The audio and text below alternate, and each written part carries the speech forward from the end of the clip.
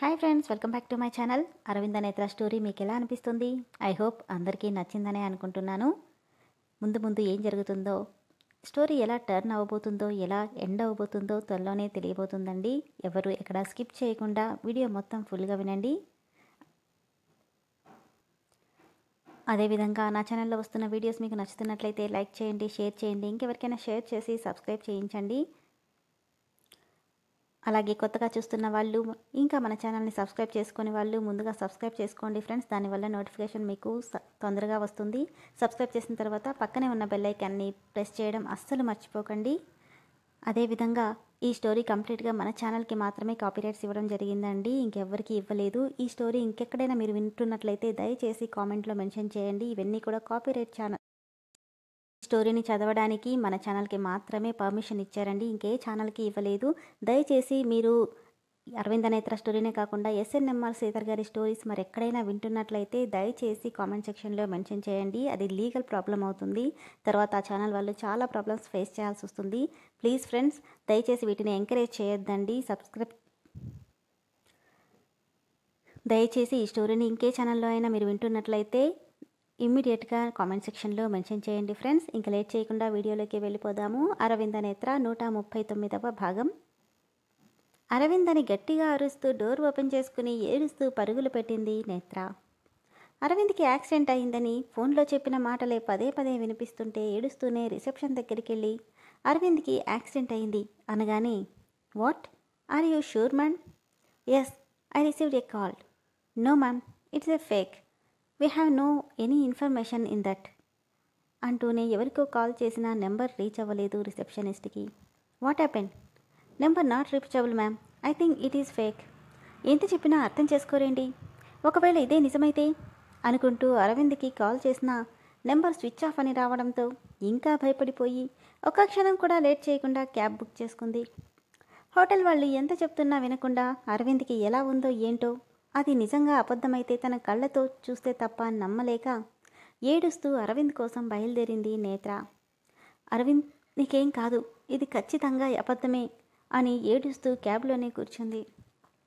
నేత్రతో కాసేపు time spend చేద్దామని వచ్చిన విక్రమ్కి తన రూమ్లో ఎక్కడా కనిపించకపోవడంతో ఎక్కడికి వెళ్ళింది అనుకుంటూ ఫోన్ చేసినా రెయినీ సీజన్ వల్ల లైన్ తగలలేదు. ఏం జరిగిందో అర్థం కాక రిసెప్షన్కి వెళ్ళిన విక్రమ్కి రిసెప్షన్ వాళ్ళు ఇందాక జరిగిందంతా చెప్పి కాసేపు వెయిట్ చేయమని ఎంత చెప్పినా మేడం వినకుండా వెళ్ళిపోయారని చెప్పారు. వాడికి యాక్సిడెంట్ అవడమేంటి? ఇదంతా నిజమేనా అనుకుంటూ కంపెనీ వాళ్లకు కాల్ చేసి అరవింద్ గురించి అడిగితే అరగంట క్రితమే తను బయలుదేరి వెళ్ళిపోయాడని చెప్పారు. యాక్సిడెంట్ జరిగినట్టు కంపెనీ వాళ్ళు కానీ హోటల్ వాళ్ళు కానీ ఎటువంటి ఇన్ఫర్మేషన్ లేదు. అలాంటప్పుడు ఈ పిచ్చి పిల్ల అది నిజమనుకొని ఎలా వెళ్ళింది? ఇది ఖచ్చితంగా అరవింద్ గారు ఏదో ప్లాన్ చేసినట్టున్నాడు అనుకుంటూ సిగ్నల్ అందకపోవడంతో వాట్సాప్కి ఇదంతా ఫేక్ అని, అరవింద్ కావాలని ఎవరితోనో ఇలా చెప్పించాడని, అనవసరంగా చిక్కుల్లో ఇరుక్కోకుండా ఎక్కడున్నావో చెప్పమని మెసేజ్ పెట్టాడు. ఇంకోసారి అరవింద్కి కాల్ చేయడానికి ఫోన్ తీసిన నేత్రకి అప్పటికే ఛార్జింగ్ అయిపోవడం వల్ల కంప్లీట్గా ఫోన్ స్విచ్ ఆఫ్ అయిపోయింది. అయ్యో, ఫోన్ కూడా ఆఫ్ అయిపోయింది, ఇప్పుడెలా అనుకుంటూ తల పట్టుకుందామే. ఇదే టైంకి సెల్ఫ్ డ్రైవ్ చేసుకుంటూ ఒక్కడే వస్తున్న అరవింద్కి ఫోన్ రావడంతో లిఫ్ట్ చేసి హలో అన్నాడు. అరవింద్, అరవింద్, హెల్ప్ మీ అని ఏడుస్తూ గట్టిగా అరుస్తున్న నేత్ర గొంతు వినపడడంతో సడన్ బ్రేక్తో కారాపాడు. హలో నేత్ర, నేత్ర ఎక్కడున్నావు? అరవింద్, ఇక్కడ నన్నెవరో కిడ్నాప్ చేశారు, ప్లీజ్ హెల్ప్ మీ అని ఏడుస్తుంటే, ఎక్కడా? పలానా అడ్రస్ చెప్పి దగ్గర అంటుండగానే ఫోన్లో ఛార్జింగ్ అయిపోయి లైన్ కట్ అయింది. షట్, ఇప్పుడెలా? ఎవరికైనా కాల్ చేయడానికి కూడా ఛార్జింగ్ లేదు. అసలు ఇదంతా నిజమేనా, లేదంటే ఎవరైనా కావాలని చేస్తున్నారా అనుకుని ఓ క్షణం ఆలోచించినా ఇప్పుడు హోటల్కి వెళ్ళి అసలు సంగతి తెలుసుకున్నా లేట్ అవుతుందని అర్థమై తను చెప్పిన చోటుకి కార్ రివర్స్ చేసుకున్నాడు అరవింద్. గట్టిగా వినిపిస్తున్న సౌండ్స్కి లోపలికి వచ్చిన ఆనంద్కి హిందీ ఫోక్ సాంగ్కి చిందులేస్తున్న స్టెల్లాని చూసి ఒక్క క్షణం ఏమీ అర్థం కాకపోతే, స్టెల్లా, ఏమైంది, ఎందుకింత సంతోషంగా ఉన్నావు? నందు సక్సెస్ అంటూ అతన్ని రౌండ్గా తిప్పుతోంది. అబ్బా, కళ్ళు తిరుగుతున్నాయి, అసలేం జరిగింది? ఐఎమ్ సక్సెస్ నందు, ఈ రోజుతో మన హీరో గారి లైఫ్ సెట్ అయిపోయినట్టే. ఏమంటున్నావే? అవును నందు, నేను వేసిన ప్లాన్ ఖచ్చితంగా సక్సెస్ అవుతుంది, చూస్తూ ఉండు. విడివిడిగా వెళ్ళిన ఇద్దరు ఒక్కటిగా కలిసి వస్తారు. మళ్ళీ ఏ కొంపలు ముంచే పని చేశావు అని కంగారుగా అడిగాడు ఆనంద్. నీకెప్పుడు నా మీద అనుమానమే నందు, నువ్వు చేసే పనులు అలా ఏడుస్తాయి, అది సరే కానీ ముందు ఏం చేసావో చెప్పు. నవ్వుతూ ఏం చేశానా, నేత్రకి కాల్ చేసి అరవింద్కి పలానా ప్లేస్లో యాక్సిడెంట్ అయిందని చెప్పా. అరవింద్కి చేసి నేత్రలాగా మాట్లాడి నన్నెవరో కిడ్నాప్ చేశారు, నన్ను తరుముతున్నారు అని చెప్పా. ఇప్పుడు ఇద్దరు ఒకే చోట కలుస్తారు. నీ మొహం, ఇది ఫేక్ అనే డౌట్ రాకుండా ఉంటుందా? కాల్ చేసి అసలు విషయం తెలుసుకుంటే ఇలాంటి వెధవ ప్లాన్ వేసినందుకు నీ పరిస్థితి ఏంటి? తెలిసే ఛాన్స్ లేదు. అందుకే మొబైల్ దగ్గర నుండి నా వాయిస్ వరకు అన్నీ పర్ఫెక్ట్గా మేనేజ్ చేశా.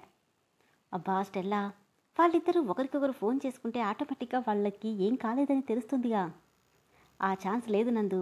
ఎందుకంటే ఈవినింగ్ అయ్యేసరికి వాళ్ళ మొబైల్స్లో ఛార్జింగ్ అయిపోతుందని, నైట్ వరకు చేయొద్దని అరవింద్ నాకు చెప్పాడు. అందుకే ఈ టైంకి కాల్ చేశా. ఈరోజు నేత్ర కూడా తొందరగా రూమ్కి వచ్చేసింది. ఇక అరవింద్ ఏమో సెల్ఫ్ డ్రైవింగ్లో ఒక్కడే స్టార్ట్ అయ్యాడు.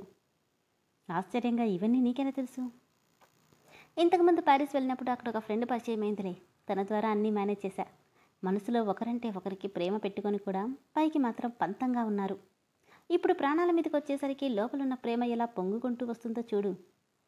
నాకెందుకో నువ్వు ఈ ప్లాన్లో అట్టర్ఫ్లాప్ అవుతావనిపిస్తుంది. ఇలా నెగిటివ్గా మాట్లాడితే తంత చూస్తూ ఉండు, నా ప్లాన్ ఖచ్చితంగా వర్కౌట్ అవుతుంది.